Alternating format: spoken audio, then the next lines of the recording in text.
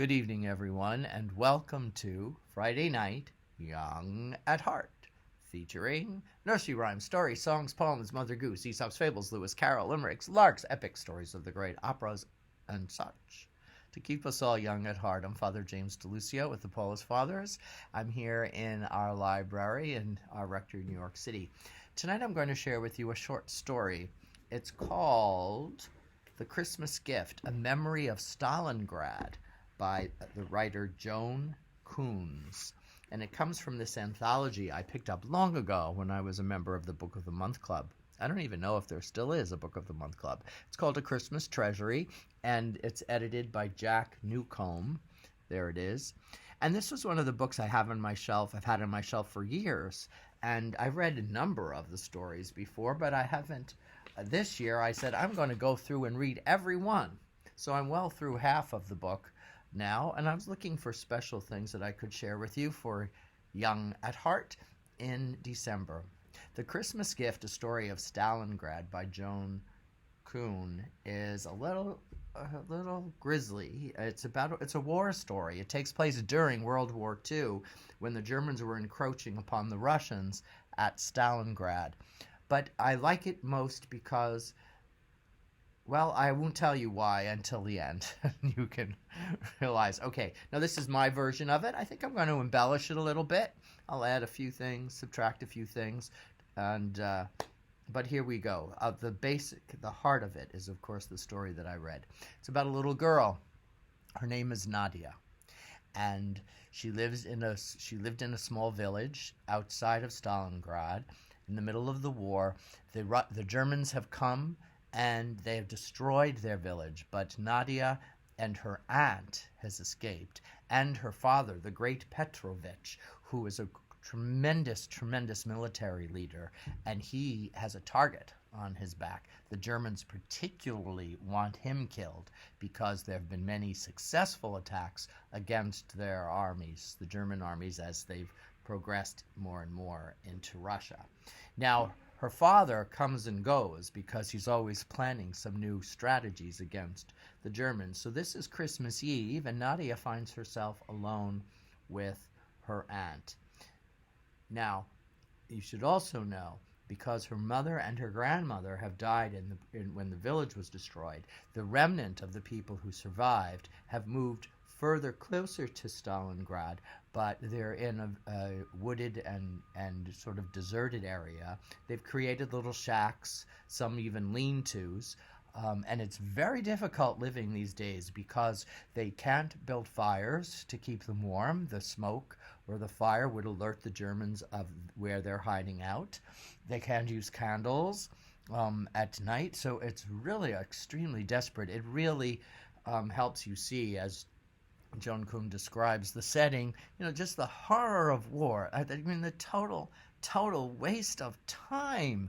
And then I also thought I picked this because again, now this case is the opposite. Russia is invading Ukraine. And again, just as ridiculous as the whole thing. These people who think they need more territory to make themselves feel good. I mean, that's basically my response to all this. Yes, they'll get more land. Really, can we get along, right?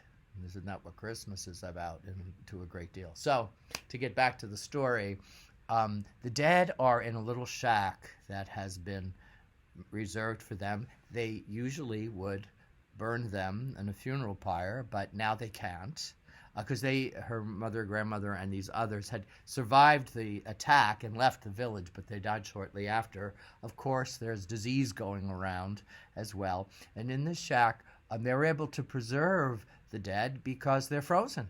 I mean, we're talking out, 0 degrees. They're completely frozen, and not to be morbid, they are very, very faithful Orthodox Christians.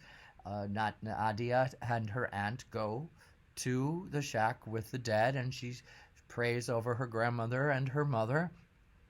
And she also remembered particularly that her grandmother, and when she died, prayed that Jesus would come to her, and if not, that he would put a special star in the sky, or at least light a candle, so that she could follow the light to find Jesus in heaven. So this is Nadia's Christmas Eve wish, that her grandmother has seen the candle or the star, and hopefully, too, her other Christmas wish is that her father might run in for a very quick visit and a hug and a kiss on Christmas Eve before he goes off for his next attack on the Germans.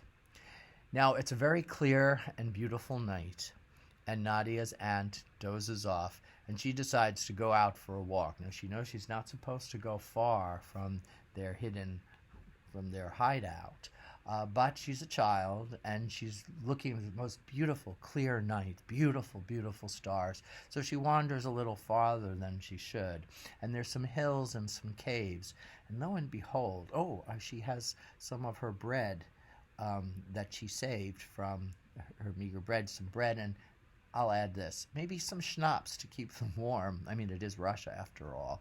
So she has some of the bread to nibble on as she goes, and she comes to this cave, and lo and behold, there's a man there in the cave, and he's dressed in tattered rags, and he's so hungry.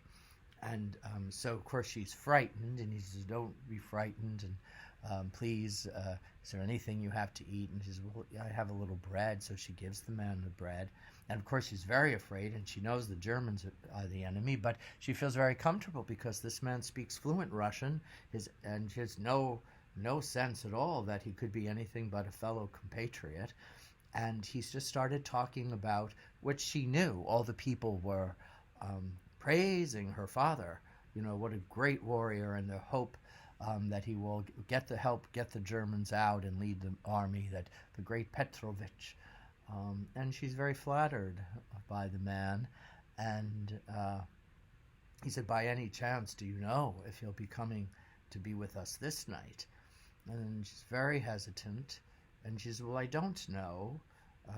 But it is Christmas Eve, and I'm hoping he will come to me because, she said very proudly, he's my father. He said, really? He said, well, I have a little gift for you. It's Christmas Eve. He said, I actually have a candle. Well, we're not supposed to use candles, says Nadia. He says, well, it's Christmas Eve after all, and I really would like anything more in the world is to meet your father.